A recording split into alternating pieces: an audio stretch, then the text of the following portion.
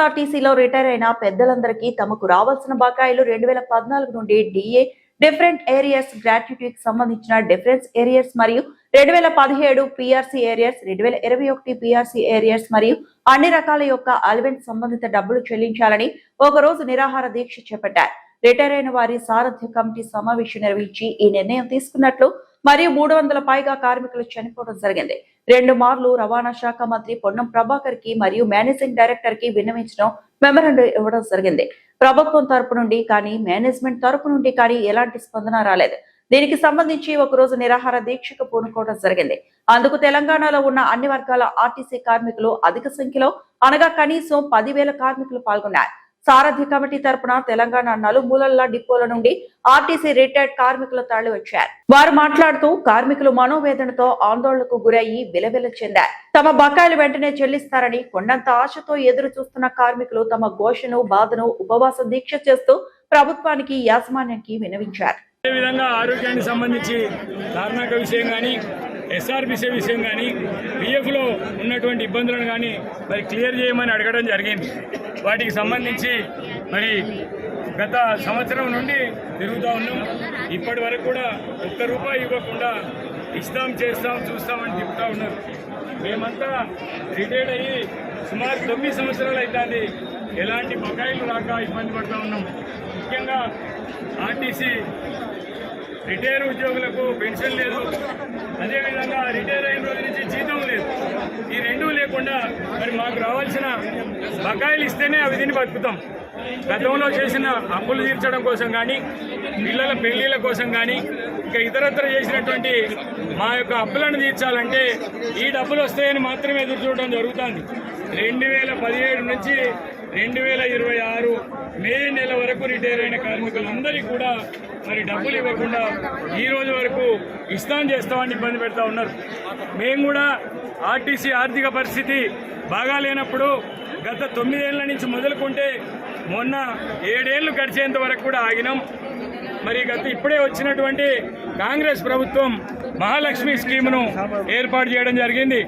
అదే మహాలక్ష్మి స్కీమ్లో మరి మహిళా ప్రయాణికులందరినీ ఫ్రీగా తీసుకుపోయే మా డ్రైవర్ కండక్టర్లు ఎంతో ఇబ్బంది పడుతున్నారని అదే ప్రభుత్వం 2017, 2021 పే స్కేల్ కూడా ఇచ్చింది. అయితే 17 నుంచి పనిచేసిన దాంట్లో మేము ఉన్నాం, 21 నుంచి పనిచేసిన దాంట్లో మేము ఉన్నాం. 26 వరకు రావాల్సిన డబ్బులు అంటే మేమందరం అందులోనే ఉన్నాం. వాళ్లకు డబ్బులు ఇచ్చారు, మా సోదరులకు సంతోషం. మాకు కూడా మేము చేసిన కాలానికి మరి ఆ పే స్కేల్ ఏరియాస్ ఇవ్వాలి, అట్టి డబ్బులు ఇస్తామని చెప్పి సర్క్యులర్ కూడా మేనేజ్మెంట్ ఇవ్వడం జరిగింది.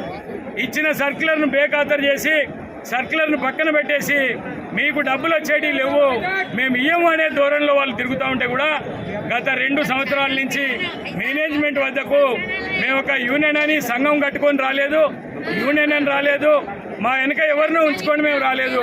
కడుపు కాలినటువంటి కార్మికులము మాకు డబ్బులు రావాలని మాత్రమే మరి బస్ భవన్ వద్దకు వచ్చి మరి తిరిగిపోవడం, అధికారులకు మెమోరాండాలు విజ్ఞాపన పత్రాలు ఇవ్వడం, మాకు సంబంధించిన పద్ధతిలో మేము అడగడం జరిగింది.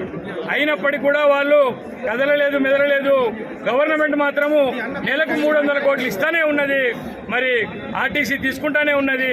ఏ రోజైతే ఎమర్జెన్సీ ఉంటాయో ఆ డబ్బులను మాత్రమే వాడుకొని మరి మిగతా కార్మికులకు, రిటైర్మెంట్ కార్మికులకు ఇవ్వాల్సింది మొండి చేసి చూపిస్తూ ఉన్నారు. అంటే ఈరోజు మేము రిటైర్ అయ్యి రోడ్డు మీదకి వచ్చినాం. ఆర్టీసీ మేనేజ్మెంట్గా ఉన్నటువంటి ఆఫీసర్లు అందరూ కూడా మీరు రేపు రిటైర్ కారా, మీరు రేపు బయటికి రారా, మా డబ్బులు ఇస్తేనే మా వెనక లైన్ తగ్గుతుంది, మీకు కూడా డబ్బులు వస్తాయి, మీకు మార్గదర్శకం మేమే. మేము పనిచేసే ఆర్టీసీని డెవలప్ చేసినాం. మేము పనిచేసే ఇవాళ ఇంత పెద్ద ఆర్టీసీ అయింది. మేము ఇన్ని రోజులు పనిచేయడం వల్లనే ఇవాళ కాంగ్రెస్ పార్టీకి ఒక వాగ్దానం దొరికింది. పెద్ద ఆర్టీసీ, ఈ ఆర్టీసీలో ఉన్నటువంటి మహిళలకు ఫ్రీ టికెట్ పెడితే సగం ఓట్లు మాకే వస్తాయని వాళ్ళు భావించారు. అదేవిధంగా సంక్షేమం అని కూడా అనుకోవచ్చు. మరి అవి ఫ్రీ టికెట్ పెడితే ఇవాళ మహిళలందరూ బస్సులో పోతా ఉన్నారు, డ్రైవర్ కండక్టర్లు పనిచేస్తూ ఉన్నారు, మెకానికల్ బస్సులను క్లియర్ చేసి ఇస్తూ ఉన్నారు. కానీ అదే పనిచేసిన వాళ్ళు రిటైర్ అయితే వాళ్ళ బకాయిలు ఇవ్వట్లేదు. ఆర్టీసీలో రావాల్సిన బకాయిలు ఏంటంటే రిటైర్ అయిన తెల్లారే పిఎఫ్ రావాలి, రిటైర్ అయిన రోజే మరి గ్రాట్యుటీ రావాలి, అదేవిధంగా రిటైర్ అయిన రోజే మాకు సంబంధించినటువంటి మిగతా బెనిఫిట్స్ అన్నీ రావాలి.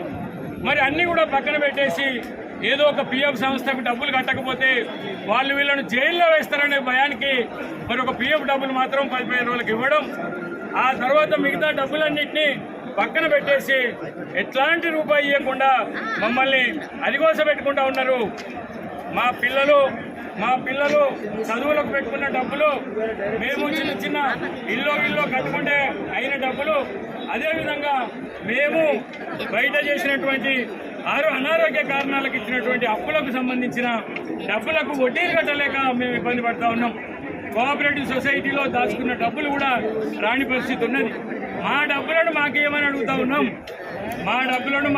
అడుగుతా ఉన్నాం.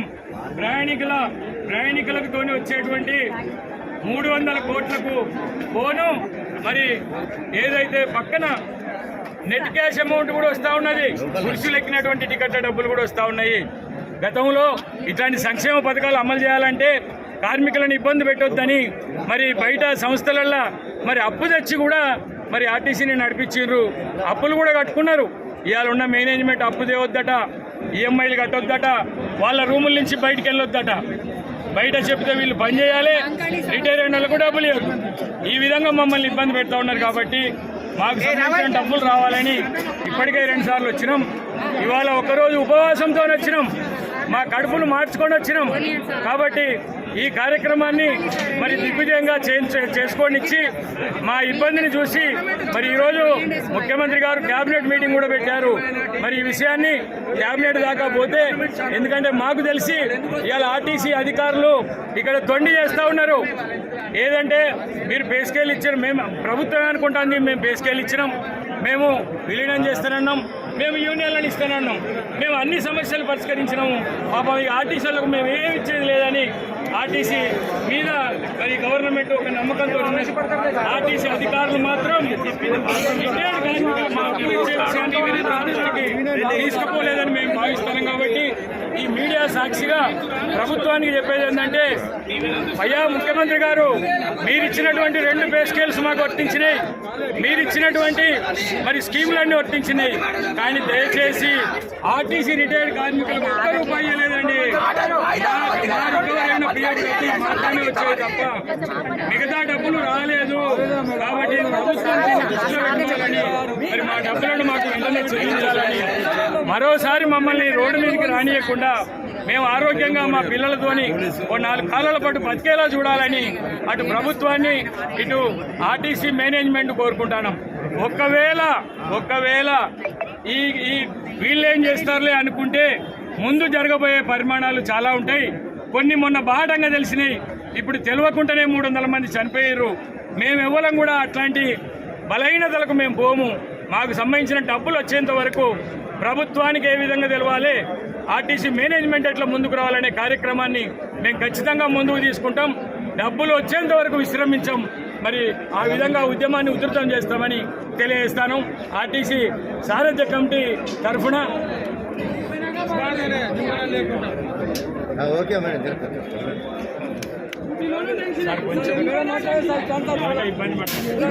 ఇక్కడ తొండి చేస్తూ ఉన్నారు. ఏదంటే మీరు పే స్కేల్ ఇచ్చారు, మేము ప్రభుత్వం అనుకుంటాంది, మేము పే స్కేల్ ఇచ్చినాం, మేము విలీనం చేస్తానన్నాం, మేము యూనియన్లను ఇస్తానన్నాం, మేము అన్ని సమస్యలు పరిష్కరించినాము. పాపం ఈ ఆర్టీసీలకు మేము ఏమి ఇచ్చేది లేదని ఆర్టీసీ మీద మరి గవర్నమెంట్ ఒక నమ్మకంతో ఉన్నది. ఆర్టీసీ అధికారులు మాత్రం రిటైర్డ్ కార్మికులకు డబ్బులు ఇచ్చే విషయాన్ని ప్రభుత్వం దృష్టికి తీసుకుపోలేదని మేము భావిస్తున్నాం. కాబట్టి ఈ మీడియా సాక్షిగా ప్రభుత్వానికి చెప్పేది ఏంటంటే, అయ్యా ముఖ్యమంత్రి గారు, మీరిచ్చినటువంటి 2 పే స్కేల్స్ మాకు వర్తించినాయి, మీరిచ్చినటువంటి మరి స్కీములన్నీ వర్తించినాయి. కానీ దయచేసి ఆర్టీసీ రిటైర్డ్ కార్మికులకు ₹1 లేదండి. మా రికవర్ అయిన పిఎఫ్ డబ్బులు మాత్రమే వచ్చాయి తప్ప మిగతా డబ్బులు రాలేదు. కాబట్టి ప్రభుత్వం దీన్ని దృష్టిలో పెట్టుకోవాలని, మరి మా డబ్బులను మాకు వెంటనే చెల్లించాలని, మరోసారి మమ్మల్ని రోడ్డు మీదకి రానియకుండా మేము ఆరోగ్యంగా మా పిల్లలతోని 4 కాలాల పాటు బతికేలా చూడాలని అటు ప్రభుత్వాన్ని ఇటు ఆర్టీసీ మేనేజ్మెంట్ కోరుకుంటున్నాం. ఒకవేళ ఈ వీళ్ళేం చేస్తారులే అనుకుంటే ముందు జరగబోయే పరిమాణాలు చాలా ఉంటాయి. కొన్ని మొన్న బాహటంగా తెలిసినాయి, ఇప్పుడు తెలియకుండానే 300 మంది చనిపోయారు. మేము ఎవ్వరం కూడా అట్లాంటి బలహీనతలకు మేము పోము. మాకు సంబంధించిన డబ్బులు వచ్చేంత వరకు ప్రభుత్వానికి ఏ విధంగా తెలవాలి, ఆర్టీసీ మేనేజ్మెంట్ ఎట్లా ముందుకు రావాలనే కార్యక్రమాన్ని మేము ఖచ్చితంగా ముందుకు తీసుకుంటాం. డబ్బులు వచ్చేంత వరకు విశ్రమించాం. మరి ఆ విధంగా ఉద్యమాన్ని ఉధృతం చేస్తామని తెలియజేస్తాను. తెలంగాణ ఎవరికండి? తెలంగాణ వచ్చి ఆర్టీసీ కార్మికులను చెప్తాం. తెలంగాణ రాకపోతేనే బాబు. మేము ఇంకొక ఉపాయం కూడా లాస్ట్కు సోనియమ్మ ప్రతి ఒక్కరు లెటర్ పెడతాం. తెలంగాణ ఇచ్చారు, తెలంగాణ వచ్చింది, ఆర్టీసీ వచ్చింది. ఆదిలాబాద్ నుంచి, వరంగల్ నుంచి, ఖమ్మం నుంచి వాటర్ బాటిల్తో వచ్చాము. ఆసిఫాబాద్ నుంచి వచ్చాం. సింగల్గా ఇండిపెండెంట్ కార్మికులు వచ్చాము. మమ్మల్ని ఇవాళ క్యాబినెట్ల ముఖ్యమంత్రి గారు మీరు ఇవాళ క్యాబినెట్ల మంచి తీపి కబురు చెప్పాలి. చెప్పినప్పుడు ప్రతి ఒక్కరు కాంగ్రెస్ జెండాతోటి గాంధీభవన్కి వచ్చి కాంగ్రెస్ జెండా పట్టుకొచ్చి మీకు అభినందనలు చెప్తాం. కానీ మీరు ఇవాళ మంచి తీసుకోవాలి. మమ్మల్ని చావని మేము బతికిన రోజులు బతాం. ఏదో ఇవాళ మీరు మా పైసలు మాకు ఇస్తే, మా పైసలు మాకు ఇస్తే రేవంత్ రెడ్డి గారికి రుణపడతాం. వాళ్ళు ఒక్కసారిగా 3 సార్లు అధికారంగా సహకరిస్తాం. కొంతమంది మహిళలు ఇంకా ఈ వార్త తెలియలేదు. ఒకవేళ మహిళలకే గనక కంప్లీట్గా మెసేజ్ వెళితే ప్రతి డిపో నుండి 100 మంది మహిళలల్లా డిపోకు 20 మంది చొప్పున రిటైర్మెంట్ అయ్యింది. చంద్రబాబు నాయుడు పుణ్యమా అని 1996లో మహిళలను ఆర్టీసీలో తీసుకోవడం జరిగింది. ఆనాటి నుంచి నేటి వరకు మహిళా రిక్రూట్మెంట్ జరుగుతూనే ఉన్నది. 2011 నుండి ఆ రిక్రూట్మెంట్ కూడా జరగడం లేదు. కారుణ్య నియామకాల వలన కొంతమంది పేరెంట్స్ చనిపోతే వాళ్ళ పిల్లలను ఉద్యోగంలో తీసుకోవడం జరుగుతుంది తప్ప 2011 నుండి ఆర్టీసీలో ఉద్యోగ అపాయింట్మెంట్ కూడా జరగడం లేదు. కాబట్టి అలాంటి అవకతవకలతో పాటు మేము సర్వీస్ చేసి రిటైర్మెంట్ అయ్యి మాకు రావాల్సిన అమౌంట్ను మాకు ఇయ్యక మమ్మల్ని ఎంతో అఘోరించడం చేస్తుంది. కాబట్టి ఈ మేనేజ్మెంట్ కానీ ఈ గవర్నమెంట్ కానీ మా పైన దయ చూపి మాకు రావాల్సిన అమౌంట్ను విడతల వారీగా ఇస్తారా, లేకుంటే సంవత్సరాల వారీగా ఇస్తారా, దయచేసి ఇచ్చి మా వృద్ధులను ఆదుకోవాలని గవర్నమెంటును కానీ మేనేజ్మెంటును కానీ కోరుకుంటూ ఈ మీడియా మిత్రులకు కానీ పోలీస్ డిపార్ట్మెంట్ కానీ మరొకసారి కృతజ్ఞతలు తెలుపుకుంటూ ముగిస్తున్నాను. వాళ్ళ జీతంలోకి వెళ్ళి 10% కట్ చేస్తాము అని చెప్పి మరి మేము కూడా తల్లిదండ్రుల స్థానంలో ఉన్న వాళ్ళమే కదా. మరి ఇప్పుడు మాకు సంస్థ మాకు తల్లి అయితే తండ్రి ఇలాంటి వాడు ఈ ఎంపీ గారు, ఈడీలు లేదంటే ఇంకా హయ్యర్ అఫీషియల్, మరి వాళ్ళ జీతంలో 10% కట్ చేస్తే మాకు ఇవ్వచ్చు కదా. మేము అడిగేది ఇప్పుడు బయట తల్లిదండ్రులు తీసుకున్నప్పుడు మేము కూడా ఉంటున్నామే కదా. 61 ఏళ్ళు 62 ఏళ్ళు ఇచ్చినాం. అందరం ఆర్థికంగా ఉన్నవాళ్ళం కాదు, ఎవరో ఒకరి మీద డిపెండ్ అవ్వాల్సిన వాడు వాళ్ళవి. మరి ఒక్క పైసా కూడా రాకపోతే ఇన్నేళ్ళు చేసి ఒక 10 రూపాయలు కోసం మేము చేయాలని అంటాం. ఎంతవరకు ఉద్యమం మానవత ఒకటేసారి వాయిదాలు ఇవ్వండి, కానీ బతికున్నాగా ఇవ్వండి. నేను 20 రోజులు వస్తే నాకేం లాభం? అవునా కదా? అది